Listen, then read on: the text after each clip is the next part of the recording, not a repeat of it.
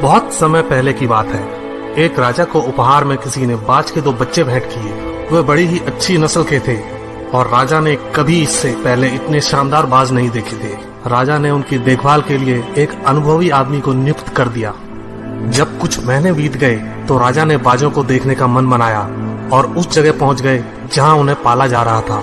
राजा ने देखा कि दोनों बाज काफी बड़े हो चुके थे और अब पहले से भी शानदार लग रहे थे। राजा ने बाजों की देखभाल कर रहे आदमी से कहा, मैं इनकी उड़ान देखना चाहता हूँ, तुम इन्हें उड़ने का इशारा करो।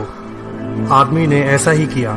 इशारा मिलते ही दोनों बाज उड़ान भरने लगे, पर जहाँ एक बाज आसमान की ऊंचाइयों को छू रहा था, वहीं दूसरा कुछ ऊपर जाकर उसी डाल पर आकर बैठ गया जिससे वो उड़ा था। ये देख राजा को कुछ अजीब लगा। क्या बात है, जहाँ एक बाज इतनी अच्छी उड़ान भर रहा है, वहीं ये दूसरा बाज उड़ना ही नहीं चाह रहा। राजा ने सवाल किया, जी हुजूर, इस बाज के साथ शुरू से यही समस्या है, वो इस डाल को छोड़ता ही नहीं।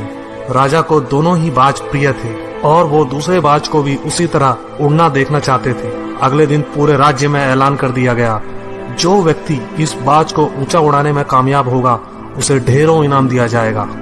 फिर क्या था, एक से एक विद्वान आए और बाज को उड़ाने का प्रयास करने लगे, पर हफ्तों बीत जाने के बाद भी बाज का वही हाल था। वो थोड़ा सा उड़ता और वापस उसी डाल पर आकर बैठ जाता। फिर एक दिन कुछ अनोखा हुआ।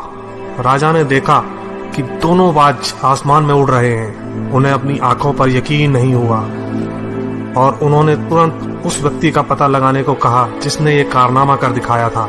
वह व्यक्ति एक किसान था। अगले दिन वह दरबार में हाजिर हुआ।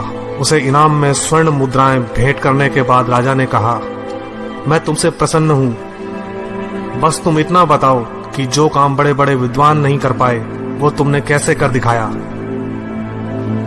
मालिक, मैं तो एक साधारण सा किसान हूँ, मैं ज्ञान की ज्यादा बातें नहीं जानता।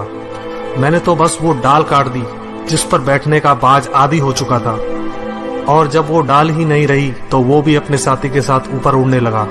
दोस्तों, हम सभी ऊंचा उड़ने के लिए ही बने हैं, लेकिन कई बार हम जो कर रहे होते हैं उसके इतने आदी हो जाते हैं कि अपनी उड़ान भरने की, कुछ बड़ा करने की काबिलियत को भूल जाते हैं। यदि आप भी सालों से किसी ऐसे काम में लगे हैं जो आपके सही पोटेंशियल के मुताबिक नहीं है, तो एक बार जरूर सोचिए कि कहीं आपको भी उस डाल को काटने की जरूरत तो नहीं जिस पर आप बैठे हैं।